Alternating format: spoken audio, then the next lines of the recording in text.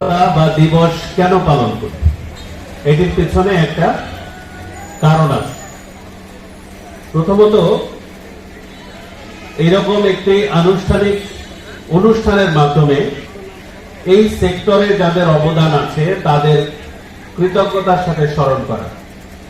আমরা আজকে যে বক্তারা বক্তব্য দিয়েছেন সবার মতো, এটা বাংলাদেশের 495টি উপজেলার সব জায়গায় কিন্তু আজকে এইভাবে আমাদের খামারি যারা রয়েছেন তাদের প্রশংসা করা হচ্ছে, তাদের অবদানকে স্মরণ করা হচ্ছে।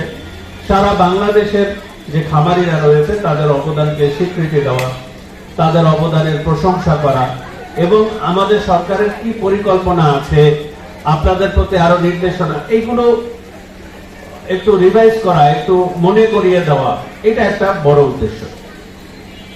দ্বিতীয়ত একটি উদ্দেশ্য আছে, এই প্রদর্শনীর মাধ্যমে আমাদের পরবর্তী প্রজন্ম খামারের প্রতি আগ্রহী হয়ে উঠবে। উন্নত রাষ্ট্রে কৃষক কিন্তু অনেক গুরুত্বপূর্ণ একটি স্থান পায় সরকারের কাছে। আমাদের দেশে সাধারণত আমরা বিভিন্ন রাজনৈতিক নেতৃবৃন্দ কিংবা সরকারি কর্মকর্তা এদেরকে যেভাবে মূল্যায়ন করি, বিদেশে কিন্তু আমাদের শিক্ষক, আমাদের কৃষক, এদেরকে এরকম সর্বোচ্চ মূল্যায়ন করা হয়। আমরা দেখছিলাম সকাল থেকেই অনেক শিশু, বিভিন্ন বিদ্যালয়ের শিশুরা এবং প্রাপ্তবয়স্ক আপনারা যারা রয়েছেন তারা খুব আনন্দের সাথে এই মেলাটা ঘুরে দেখছেন।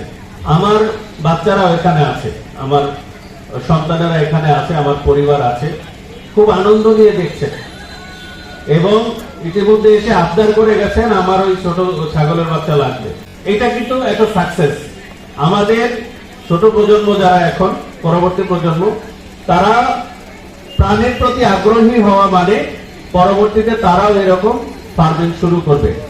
আমার এখানে যারা মা বোনরা রয়েছেন, আপনারা এখানে যারা আছেন তারা বেশ ভালো প্রশিক্ষিত খামারি, আপনারা ফার্মিংটা খুব ভালো বোঝেন, আপনারা আপনাদের ফার্মিং থেকে হয়তো ভালো বাণিজ্যিক আয়ও হয়।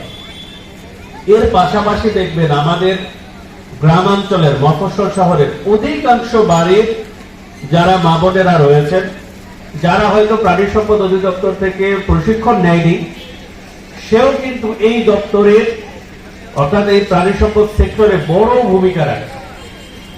আমাদের অধিকাংশ বাড়িতেই দেখা যাচ্ছে আমাদের যে মা বোনেরা রয়েছেন তারা 2-4-5টা মুরগি আছে, একটা দুটো ছাগল আছে। এখানে আমরা দেখছি এক একটা ছাগল 4টা বাচ্চা দিচ্ছে। প্রাণী সম্পদ দপ্তরের মাধ্যমে এই প্রদর্শনী, বিভিন্ন প্রশিক্ষণ, বিভিন্ন প্রচারণার মাধ্যমে আরো কিছু লাভ হচ্ছে। যেমন আপনারা এখানে যারা উপস্থিত তারা প্রশিক্ষিত এবং প্রতিষ্ঠিত খামার।